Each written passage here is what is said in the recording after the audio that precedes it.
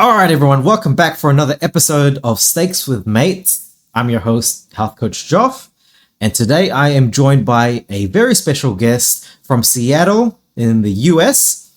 His name is Chris Meredith. So everyone give it up for Chris. Thank you for joining us.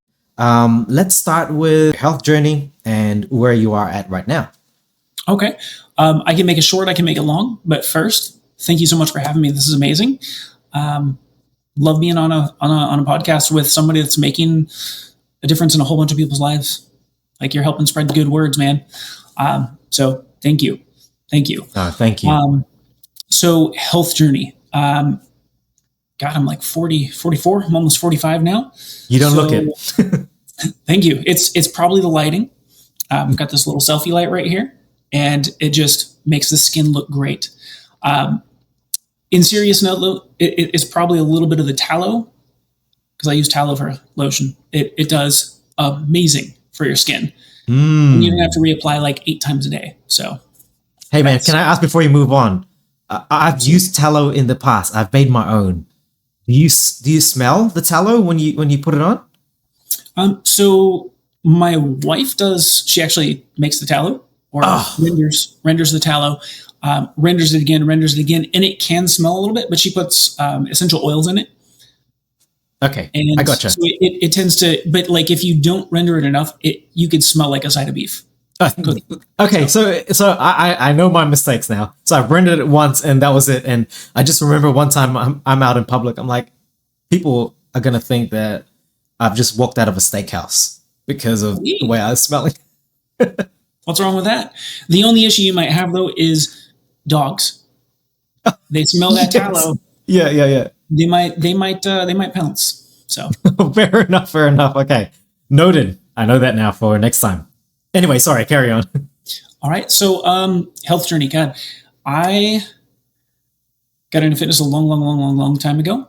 And part of that journey, I love being strong. I love wrestling. I love full contact sports and, karate, jujitsu, MMA, all that stuff. But I was kind of a small little runty kid. And so got into fitness, worked out, had a bunch of injuries, healed from those injuries. And then, I don't know, in the part of the world where you're at, out in Australia, are you guys always hearing parents as you're growing up and they're saying, wait till you turn 30, wait till you turn 40, wait till you turn 50? Like your whole life just completely changes and you've got aches and pains and this and everything catches up. Oh, all the time. That's just age. Or depending on, I guess, your profession. Oh, that's just a nurse's back, or that's just, doctor's eyes, or whatever it is. They'll always attach something associated with your health problems. So yes, it's also prevalent here in Australia. Yep. So when I turned 40, because the whole time I was just like, Mom, Dad, you're crazy. That's because you lived a hard life and didn't have good nutrition and exercise. Well, I turned 40 and I was like, oh crap, man, like my back hurts, my ribs hurt, my neck hurts. I sprained it in wrestling a long time ago. My wrists hurt off and on, my elbows hurt, shoulders hurt, knees hurt. I'm just like, wow, okay. Mom and Dad knew their stuff. I hope you're enjoying the episode so far, but before we get back into it, I really want to talk about something I think is very important for health and longevity, and it's about adult stem cells. Did you know that adult stem cells are essential for the repair and renew of damaged and old cells in your body? But here's the catch. As you age, the number of adult stem cells in your circulation decreases. By age of 35, your natural release of adult stem cells can drop up to 45%. By 50, it can drop as much as 50%. And by 65, it can plummet by up to 90%. Fortunately though, there is a solution. There is a product out there in the market that naturally increases the amount of adult stem cells that circulate in your bloodstream. It's by a company called Cerule, and the magical product is called Stem Enhance Ultra. And there's also a bunch of amazing products that Cerule offer that help with the migration of adult stem cells. Now, to check this out for yourself, go click the link below that I'll provide in the video description. And I should also note that you can get your products for free. So check it out. And with that, let's get back to the show. Basically, long story short, I was like, wow, I'm in a lot of pain all the time. It was affecting my workouts. I was working out still, but working out less intentionally, and just kind of going through motions, and then, trying to take 3 times longer than I needed to recover because I was hurting. So I kind of was starting to lose steam and lose passion. At some point, right around the holiday season of 2023, my wife said, "Hey, you know what? I don't know if you want to do this with me. It's pretty extreme, but do you want to do the carnivore diet?" And I was like, "Hell yeah, I do." Wait, so you're telling me I have to eat meat and I have to not eat anything else? She's like, "Well, yeah." Sign me up. Why didn't you suggest this sooner? So December 30th, 2023, I had my last cookie. Wow. And I can tell you that part of the reason why I was so eager to just get into carnivore was because I was like, I started out by eating a cookie a day. And then I didn't have a cookie at home. So I was like, you know what? I'm really, really feeling for a cookie. So I drove to a supermarket, Safeway, and grabbed a packet of cookies. 2 cookies. They're like the ones out of the deli, the fresh, gooey goodness. Yeah. And that was all well and good. But then night after night after night, I would buy 2 and I'd say, cool, I'll eat one today, I'll eat one tomorrow. But then I would eat 2 that night. And then the next day I would get 2 more. And then one night, something crazy happened. I get to the Safeway. I go back there and I'm like, what? There's no cookies. All the cookies are gone. So instead of going home without a cookie, I drove 2 miles down the road further to another Safeway, and I saw that they had a well-stocked shelf. And so, I was salivating, looking at these cookies, and I was like, I could just get one, but what if that other store doesn't have them? Again, I'm going to be screwed. I'm not going to have my cookie fix. So I bought 8 cookies. I brought them home. I ate my one. I put the others in the freezer. If they're frozen, I won't eat them. Yeah. Well, I got up before going to bed. I got up and I grabbed another cookie and I ate it. I was like, these frozen cookies are great. And then I went to sleep. And instead of sleeping, I'm just sitting there thinking about cookies. I'm like, holy shit, I've got a problem. And I was like, no, I'm not an addictive personality. I don't have a problem. By the time I woke up the next morning, I had unwrapped all of the cookies and ate them all. Wow. And so I kind of had this realization. I was like, God, you know what? All of my bodybuilding experience, which we can talk about soon here, it kind of created a monster, the cookie monster, that I had a complete addiction to sugar. And I don't like addiction because it feels like that's a weakness. I don't like being weak. So, but yeah, it all kind of, I don't know how much you want me to divulge on this, but I was doing bodybuilding, amateur, the normal, small size guy. Yeah, let's go. Just ripped and all that. And this led me to carnivore too. It's a big thing that I love about carnivore, because when I was doing the bodybuilding shows, it was all about calories in, calories out. You burn more calories than you consume. Now, yes, obviously you have to eat some, healthy food, but it was you need to eat 6 or 7 or 8 times a day. You need to eat small meals. And it's every small meal is literally putting kerosene on the fire. And I'm I'm so freaking hungry and I'm so miserable. And I have to buy 86 Tupperware containers to prepare for a week, right? Yes. Probably not the right math, but my cupboards are all full of all this Tupperware, and then you lose the lid somewhere, and it's it's a huge hassle. But it was always counting macros, and it was actually, it was before MyFitnessPal when I first started. Before MyFitnessPal. How did you track macros then? I cannot comprehend right now. Going back into that world that I relate with you so much, but how did you track food and macros before all that? So books, okay. Books, write it down, look up in a book, okay, it has approximately this many calories. Great. Awesome. This many grams of protein, and just writing it out. And I mean, it's a pain now doing it with all the information. Yeah. But doing it I really wanted to do well in bodybuilding. I was like, oh, I'm going to be a professional. Cause like anything I wanted to do, I was like, I'm going to be a pro. Yeah. Crazy. But it was like when it was calories in, calories out, counting macros, it was a huge task. It was complicated and it would work until it didn't. And that basically meant I got tired of it. It took too much time and I was freaking hungry because if it's calories in, calories out, you always have to eat less. And when your metabolism slows down to meet that, then what's your option, right? Do you eat more? No, because that's going to, give you a surplus of calories, which gains fat. Or at least we thought. And so it was like, well, I'm stuck, so let's eat less and let's work out more. And then your metabolism adjusts. And then it's like, well, let's eat even less because I'm really competitive, and then we'll work out more. And then one day, something super crazy happened again. There's a lot of crazy things in my life. I was at my computer and I'm typing away and I'm making some sort of document, something to educate clients.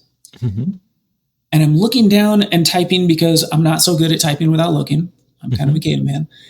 And then I looked down again and I was like, what is this?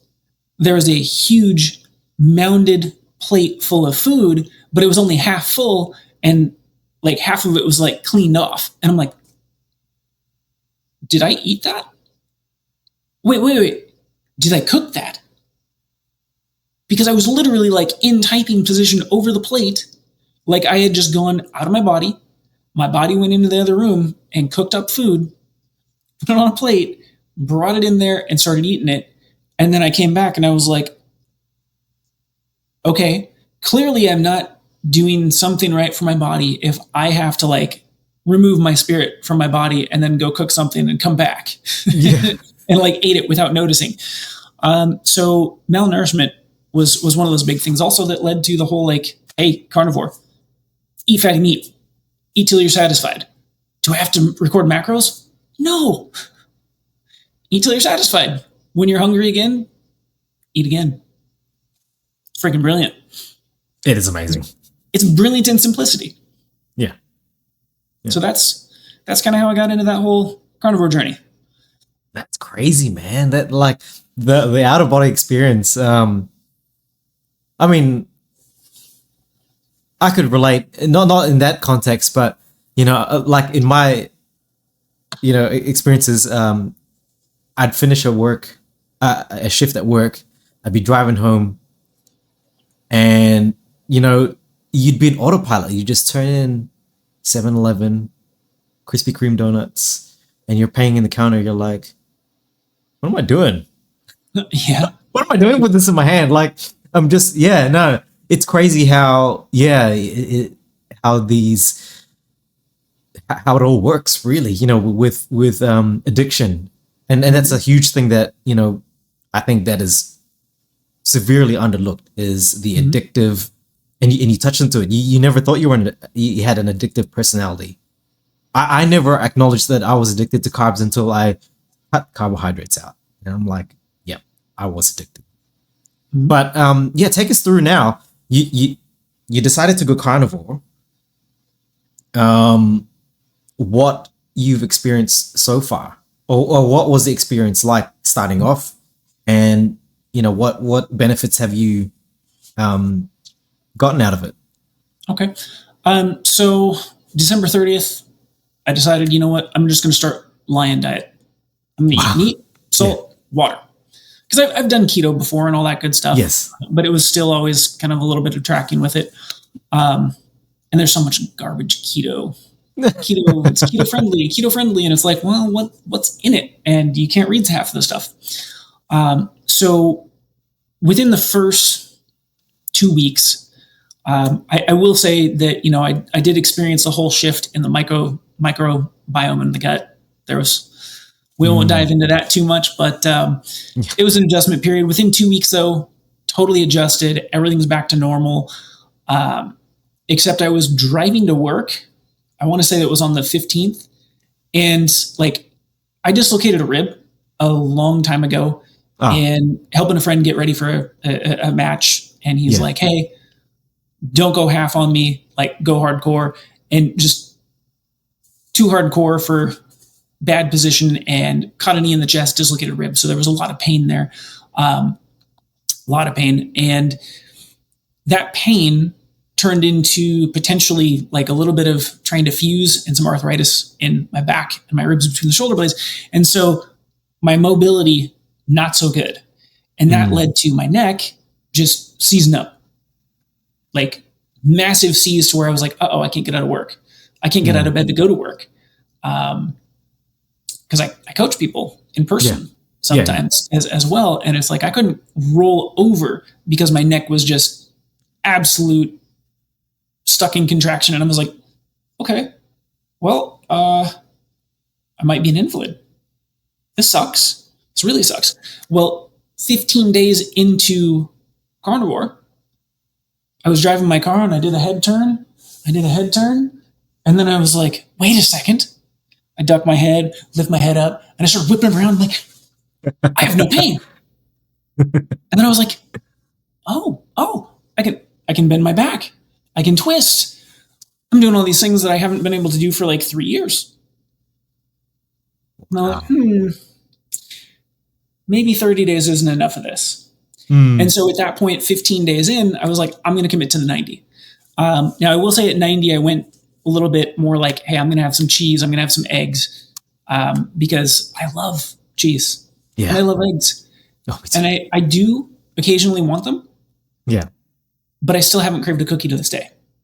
Wow. Like, haven't craved a cookie. I had a friend over. He brought a cake, like a German chocolate cake for his birthday. And I'm like, I love German chocolate cake, or at least I used to. And I looked at it. I watched people eat. And I was like, cool. I'm going to take a bite of this ribeye here. And then totally happy. So number one is satisfaction with food. Like, I'm never unsatisfied with a meal. So I never have a craving for something stupid. Blood sugar's regulated. My energy's regulated. My skin is better. I do recover faster from exercise, which is great because, faster gains and all that good stuff. Stronger, faster. It's, let's see, skin better. I've already said that. I know there's something else. There is something else. Oh, God. I go to the grocery store. It's 5 minutes in and out. Oh, amazing. Like, I don't have to go around, and I don't have to eat those damn vegetables. Because I was one of those guys, like, you tell me a vegetable's good, it may taste like crap. It may be sour. It may be bitter. It may give me bloating and gas. But damn it, I will eat it if you say it's healthy. And then I was like, gosh, you know what? I feel like 1,000,000 times better. I don't bloat. I don't clear a room after eating a salad. So I potentially, could keep friends longer, not being so gassy. Yeah. That is amazing, man. Oh, it just takes me back, I could just imagine your meal prep would have been the Tupperwares, your veg, broccoli, cauliflower, your lean chicken, rice, maybe potatoes. Oh, I can picture it. But that's awesome, man. And I think that's amazing that you don't crave the stupid things. Like some people say, when they go, it takes a while for them to get those cravings out of their system. But for you, it's good that you were able to just, not crave those things anymore. Now, what did the people around you think about you going carnivore? Because, it's still being looked at as an extreme way of eating. Mm-hmm. Yeah. So for the first 30 days, I didn't say anything to anybody. I was like, I don't want anybody to, give me any negativity about it. I'd like to really, give it a full 30 to experience benefits. I did also lose 7 pounds. That was the other thing. Wow. Except like, how like now I can eat 2 meals a day, 1 meal a day and be satisfied, like fully fat adapted, all that good stuff. For the first probably 90 days, maybe even 120 days, I was eating 4 times, 5 times a day. And it was just like nonstop. I was probably eating 4,000 or 5,000 calories a day on most days. Wow. And just like, I was always hungry. And I'm like, I'm doing that and I lost weight. Like, how's that working? Cool. Well, sure. I'll eat twice as much calories in and lose weight because I did not work out more. I just ate more. But I guess that's what healing takes sometimes. Let's dive into the training side of things as well, because you didn't, as you mentioned, you didn't change the way you trained. How has going carnivore, or how did carnivore at that time affect your training and your exercise? I mean, honestly, I got a little bit stronger and I recover faster. Amazing. And then, gosh, I mean, because I've been doing this now for about 16 months. And it was like, I mean, 2 to 5% stronger, which in a competition of any sort, definitely take that edge, because that's going to be a big difference maker. I will say though that for the past like 5 months, 4 or 5 months, I've been doing variable resistance training instead of weights. Like I have completely cut out weights, except for like, doing a couple bicep curls in some videos. Because other people are like, what is that bar in your hands? What are you doing? I'm like, I'll just do something obvious. But for my workouts, now, I've always been about efficiency. And like short, intense workouts, sprints, Love it. Maximal effort, minimum time. And it went from 30-minute workouts to about 15-minute workouts, 12 to 15-minute workouts, doing the variable resistance. Don't know if you're familiar with the X3 bar. Yes. But I'm using that. I've got a couple clients that are using it, and they're like, "Hey, wow, did you know this was going to make me so much stronger?" I'm like, it's literally like doubled my strength on all the moves. It's like, wow, okay, cool. But like with the variable resistance training, like if I wasn't recovering a little bit faster and I was still inflamed, like I'd be able to work out like twice a week because I'd be dead. It's no joke, man. Wow. That's cool because, a bit of a backstory on me. I used to compete in powerlifting as well. And, I have always loved the concept of just being efficient because I could not keep up with the intense regime of my programming at the time with my, juggling it around with my work, personal life. But the biggest thing I found that going carnivore, you're right. Would it be healing or just the recovery of muscle tissue vastly increased? Like, I feel like this is the way. I know it could be just bias here, but I think the carnivore diet is the best way to build muscle. In my opinion. Yeah, I mean, I have to agree with that because, like, people think that more workout means more muscle, and then people keep struggling with an unrealistic workout. And the problem is they're breaking down more muscle, they're recovering less, and then they're breaking it down again. And it's like, well, of course you're not going to make gains, because recovery is when we actually grow. And so, with the carnivore part, number one, a lot of people don't get enough protein. Switching to carnivore, generally you're going to get enough protein, and then we can build. But if we can get rid of inflammation, we can have recovery faster from all the micro tearing in their muscles. And, who doesn't want to have less pain? Absolutely. The pain aspect was huge for me because, in powerlifting, when you competed, or when you prepped for comp, or, if you're prepping up for hitting a max,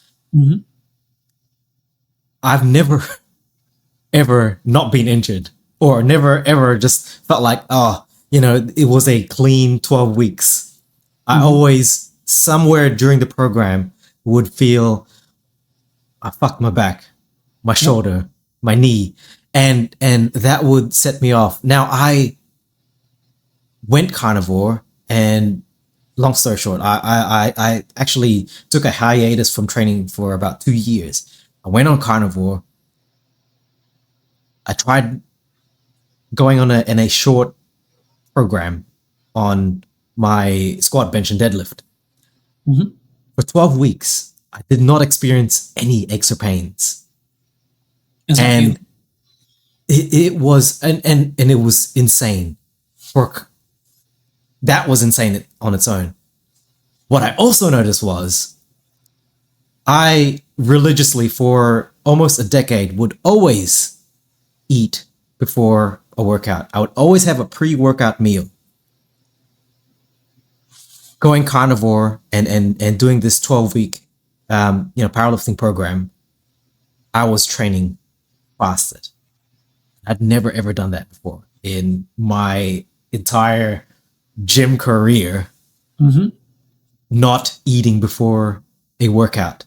But for those 12 weeks, I was fasted. But didn't you lose muscle? Oh my gosh. Let's dig into that. Yes, I dropped a significant amount of body weight. And yes, I definitely lost strength in terms of, the weights that I was hitting. But if you're comparing, my body weight in relation to the actual mass that I was lifting, mm-hmm. I was hitting pretty big numbers. I'd never hit a triple body weight deadlift before. I hit it at a lighter weight. And I think that was more impressive. And so to me, that was an indication that, man, I'm putting on muscle. Now, obviously different from bodybuilding, it wasn't about aesthetics for me. It was about strength. And, that to me was just, that to me is the reason why I believe that the carnivore diet is the best way to build muscle. Not just because of the amount of protein that you're hitting and the inflammation, but just how efficient it was in my life, that I could actually juggle around training and my life. And that meant a world to me. Yeah. I mean, it's a more sustainable approach because it's efficient. It's efficient food. It's efficient shopping. It's like, wow, food prep. Okay, gosh, you know what? I'm going to have 18 burgers on my grill and cook for 10 minutes. And then I've got meals for days. Yeah.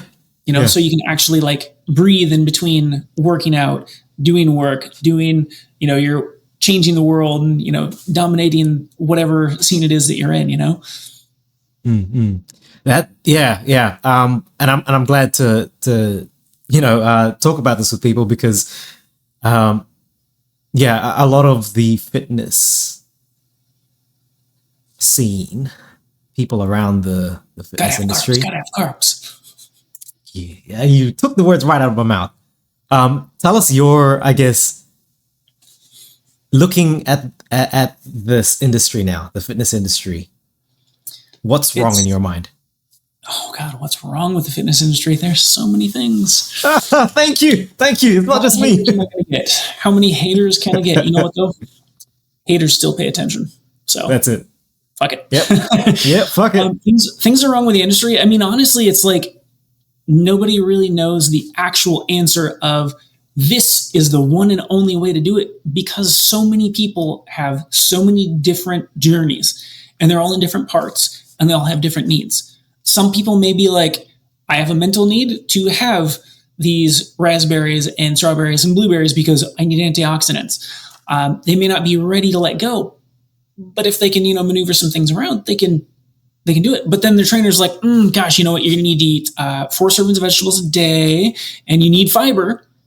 Nobody needs fiber. It's anti-nutrient.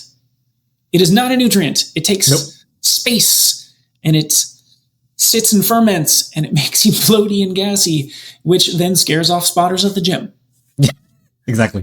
But I mean, a lot of it with the industry is there's so much misinformation out there.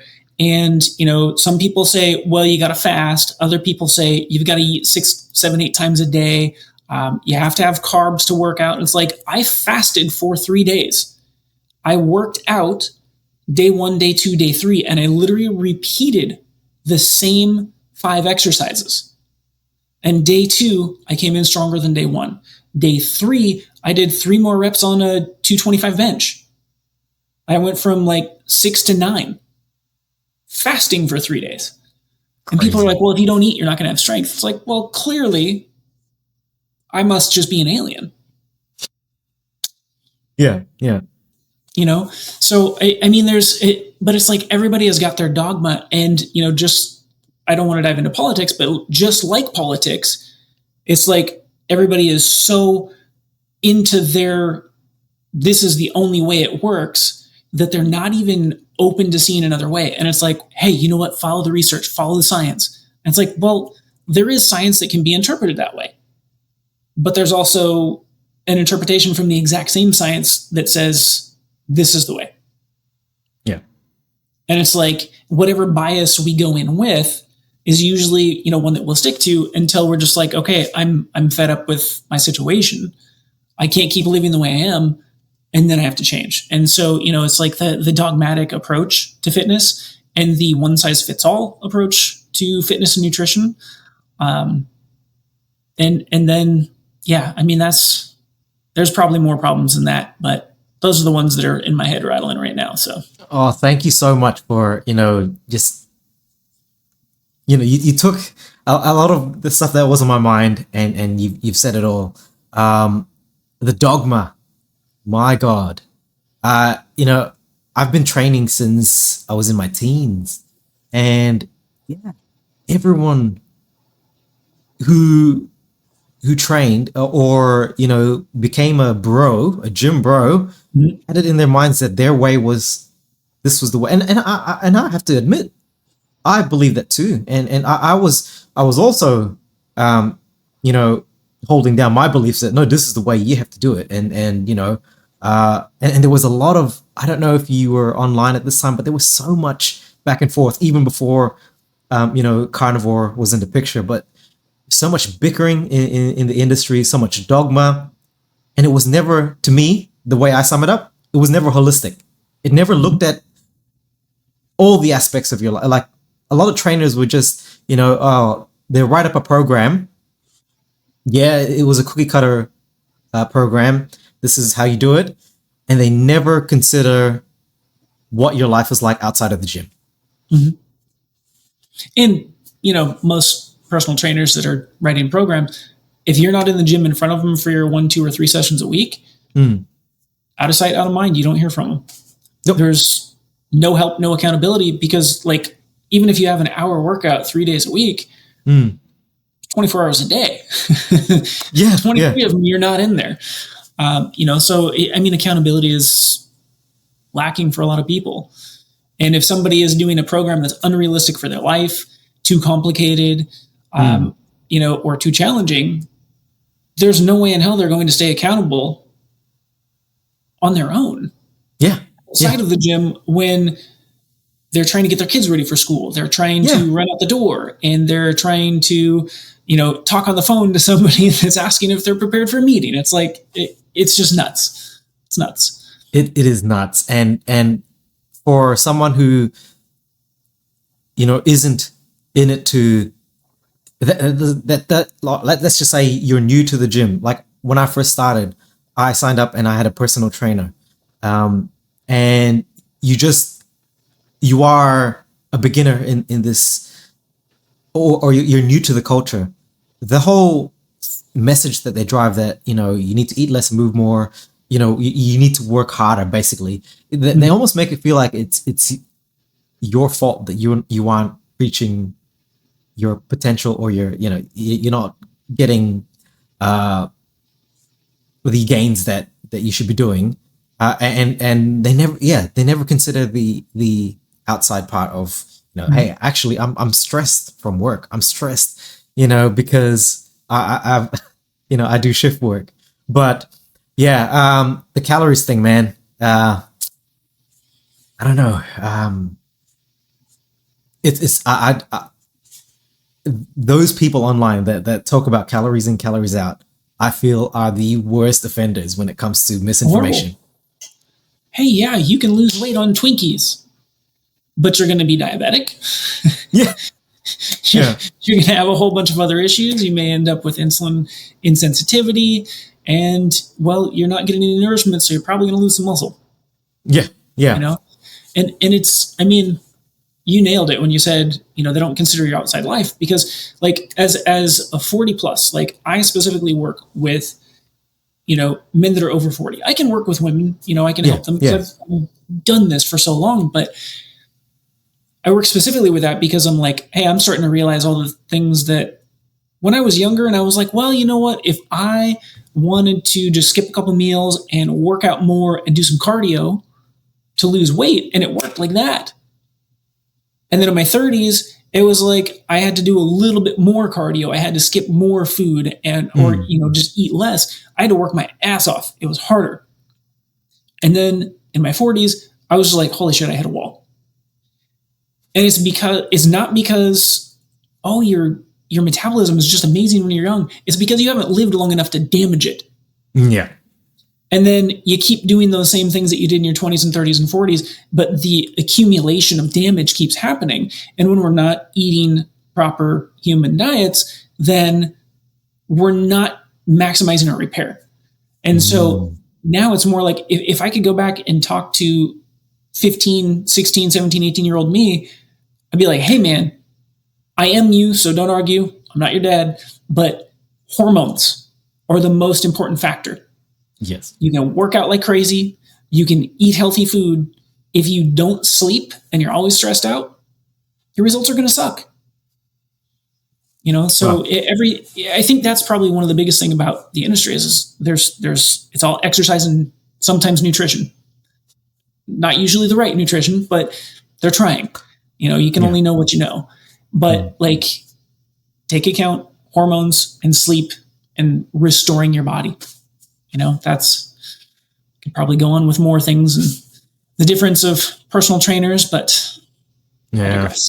Well, look, you know what? I'm glad to hear more personal trainers like yourself, Chris, who even just mentioning the word hormones, that opens up a whole new world that people need to actually start to really consider.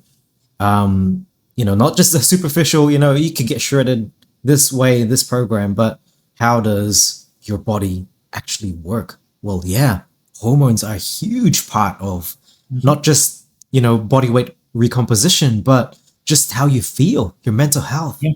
It's all interconnected. So, thank you for doing what you do in the personal training space. Let's get into your, how you implement, I guess, your coaching, your way of educating people. You say you've got a target niche of over 40 men. How do you approach diet and nutrition with your clients? Well, I mean, generally, if they're having any experience like what I've had, which was I used to work out a little bit more and eat a little bit less and get ripped, and then it was fine. But then it takes a little bit more work every decade. And then it's like suddenly, gosh, what I'm doing used to work and it doesn't anymore. And when they get, frustrated to the point where they're just like, I need something completely different, and they're a little bit more open to the idea. Carnivore diet, I strongly encourage. There can be like carnivore adjacent and things like that, where maybe like, oh, I can't give up my honey, in my coffee. Okay, cool. You want to drink coffee? It's not carnivore. I don't care. I drink coffee. But I strongly encourage carnivore diet. And I take people, through a progression of, depending on where they're at. Yeah. Like, what is their experience? What is their strength? Like, are they working out regularly? Are they cardioholics? And I mean, I always have a structure. Yes. But full body workouts, or at least half of the body workout, is going to generate more metabolic response. But doing it for like an hour or 45 minutes or something crazy like that, it's like, do these 4 exercises, 1 set, to maximal effort. And you're going to make less damage. You're going to stimulate more muscle change. You're going to stimulate your hormones to maximize muscle strength, muscle growth, bone and joint development, and you don't have to take long to recover. And so like, you don't have to have 4 days of soreness or 2 days of soreness, or, however quick people recover. Yeah. Yeah. And when you do that, like, you walk around with more energy, you make more muscle gain, and you burn fat kind of almost by accident. But working with people, it's a psychological situation. Yes, it is. Because you've got to take somebody and meet them where they are. I would love if every client just came to me and they're like, hey, you know what? I heard you work with people and you help them get into carnivore, and, we're going to work with variable resistance training. Most people don't know what that is, and that's fine. I'm going to help them learn. But mostly it's like, so I haven't worked out for 2 years, and I eat whatever's convenient. And I heard that vegetables are good and I need fiber, so I'm going to work on that. And I switched out my, whole milk for 2%. And then I switched out that for almond milk because that's better. And it's like, well, do almonds have nipples? No, so they don't have milk. No nipple, no milk. But, but you can't say that to somebody. No, you think it, but... So you think it, but then it's more like, gosh, you know what? Okay, so here's where you are. You're ready to do that. Let's just clean out your fridge this way, clean out your pantry this way.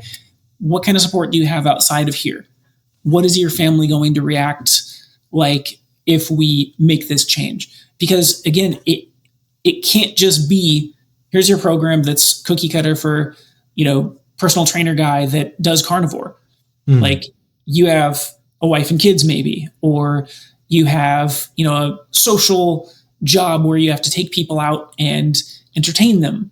And it's like, okay, well, you know what? Some people are going to drink. I make mead. I love mead. I drink it very little, very infrequently, but I love it. Part of the Viking heritage. So, I'm probably never going to stop making it.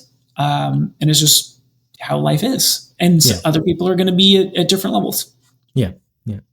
So I really like it that, you mentioned the cookie cutter approach, because, it never is going to be a cookie cutter approach to whatever aspect of life you're trying to improve. I mean, everyone is their own person, and there is so much to consider. So, no, I think that's awesome that you take, that's the approach that you take. And even if you finesse it down to the carnivore diet itself, not everyone is going to react the same as, the next person. Like, I know people, I've coached clients that have gone from one spectrum to the other. I've had very, quick and easy, transitions from basically in one day have just gone from standard Western to carnivore.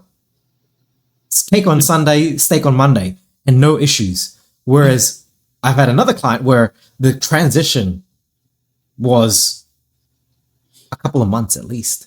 And there's so many things to consider when you are dealing with an individual and their situation. Now,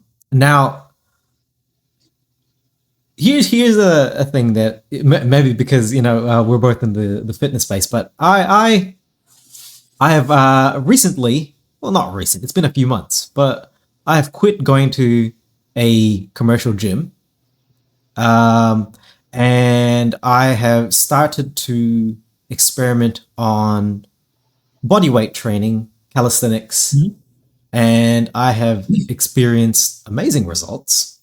What are your thoughts on people who are not in an environment, let's say a gym, to put on muscle? Can you do that? Absolutely. Sufficiently?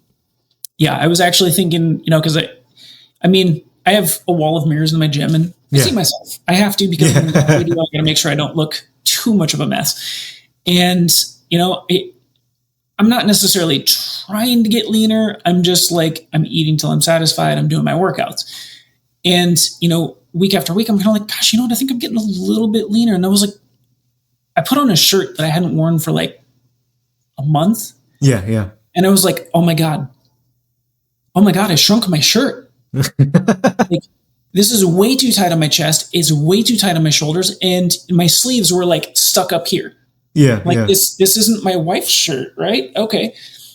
And I was thinking, I got to make a post about this. Can you gain muscle without carbs?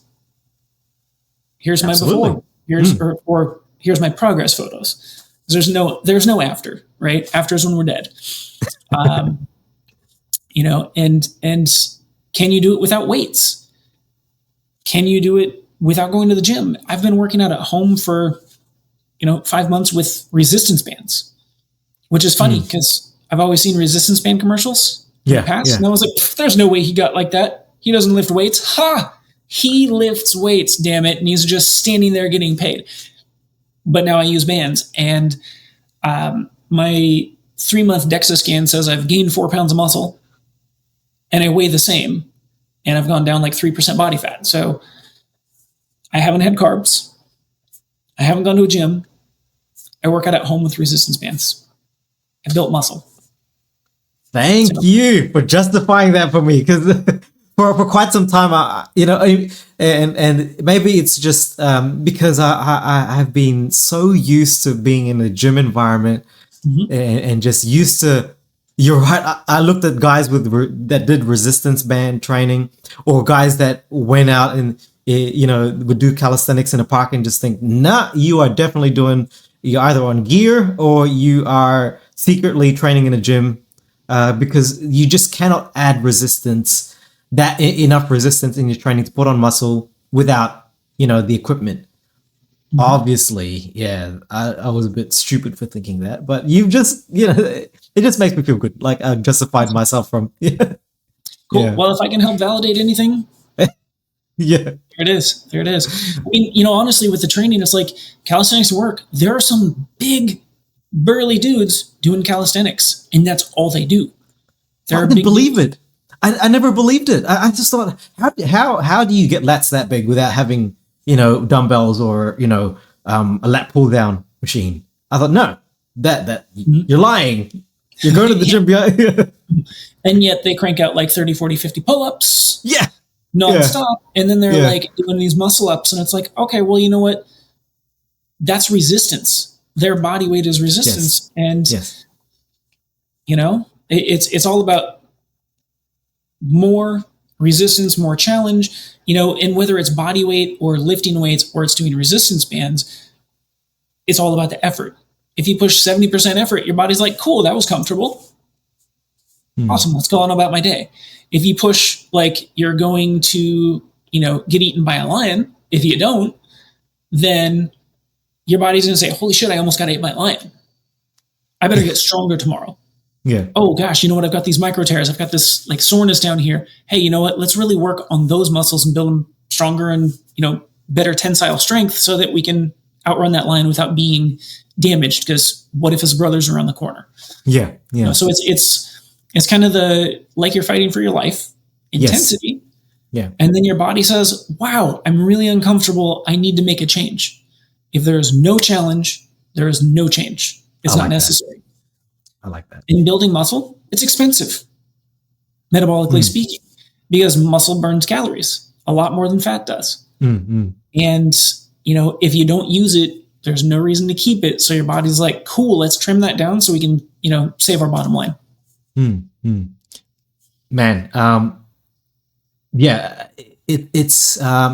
was for me, it was a mental challenge. It was a very mental challenge to get out of that environment. But I also just want to say that there's nothing wrong with I'm not saying you should quit the gym and just train outdoors, but I really wanted to bring it back down to your efficiency. You talk about efficiency, because for a lot of people, gyms are expensive. And if you're not in the carnivore space, and supplementation and grocery shopping is expensive. That's another benefit. I don't have to buy supplements anymore. Yeah, exactly. I'm saving $250 a month. Yeah. So efficiency is amazing. Now, let's before we wrap up, we've got a couple of questions I want to ask you about. Let's shout out your top 3 people, social media influencers, if you want to call them, or just the people that you see online that have helped you shape the way you are right now. And it doesn't necessarily have to be the carnivore diet. Let's just say your top 3 influences that played a big part in your journey. Okay. Well, when my wife said carnivore, let's, do you want to do it?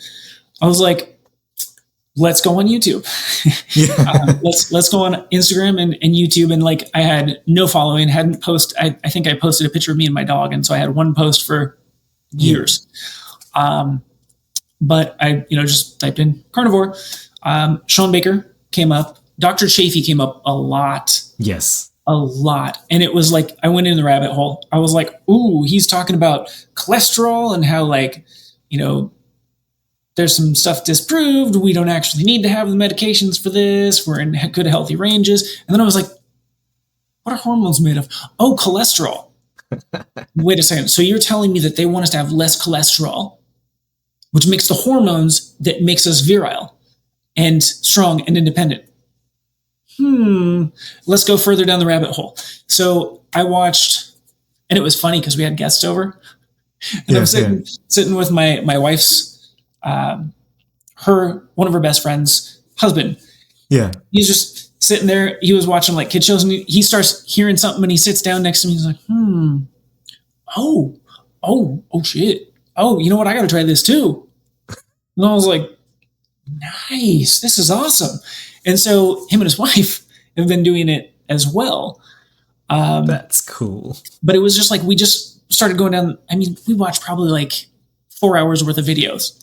Yeah. So John Baker, Dr. Chafee, Ken Berry. Who else was I looking at that time? I've looked at so many since then.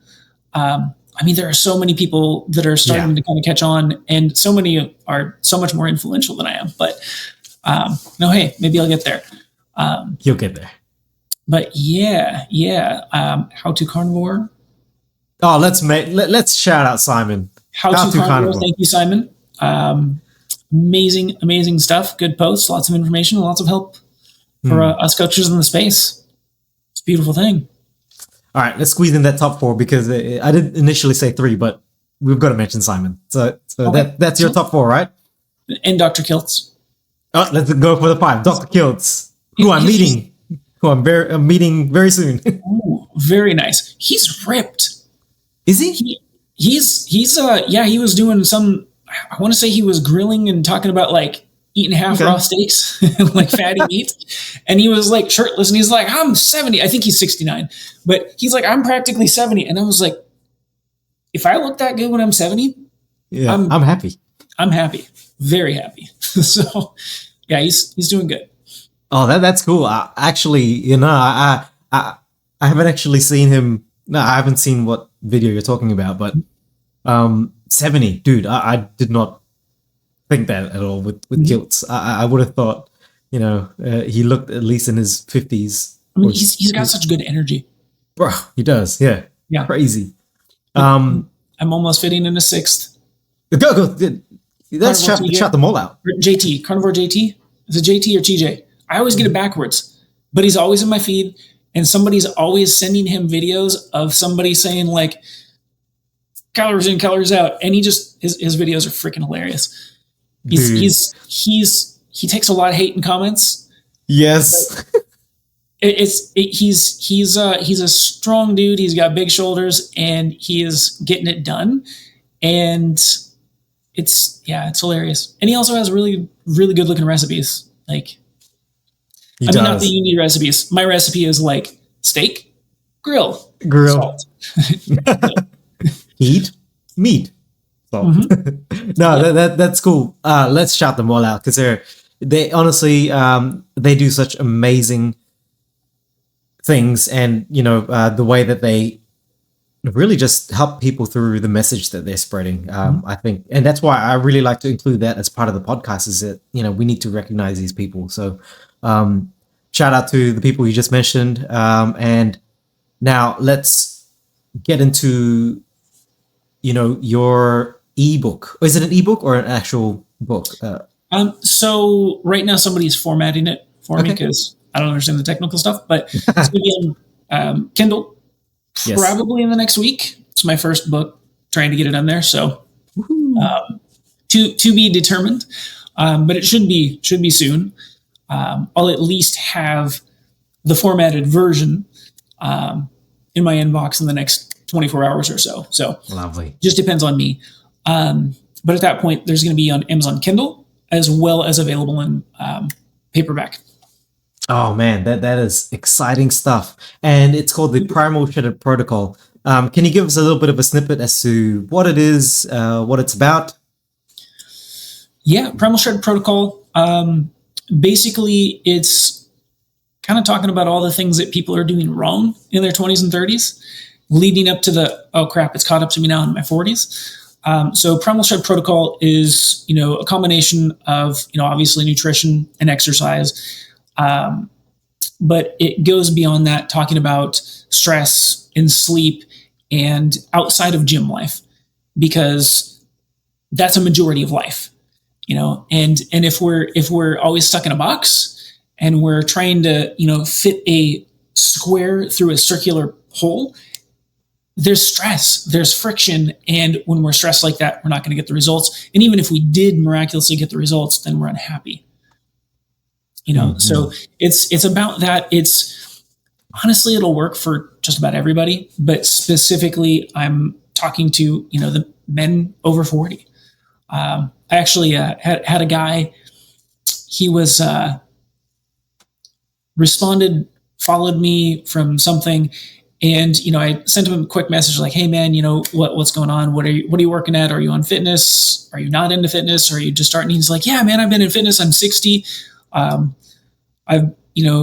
working on this right now. I was like, oh, cool. You know what? You're having some joint issues. Like, are you familiar with variable resistance training? And he starts dropping names. And I was like, oh man, you know what? I saw these guys marketing. Those are like the most well-known powerlifting gym coaches in the US that I've ever heard of. And he worked out at their gym 20 years ago. I'm like, oh, wow. That's so awesome. But he commented on a couple of things. He's like, being 60 years old, I can tell you that you're on the absolute right track. Keep giving this advice.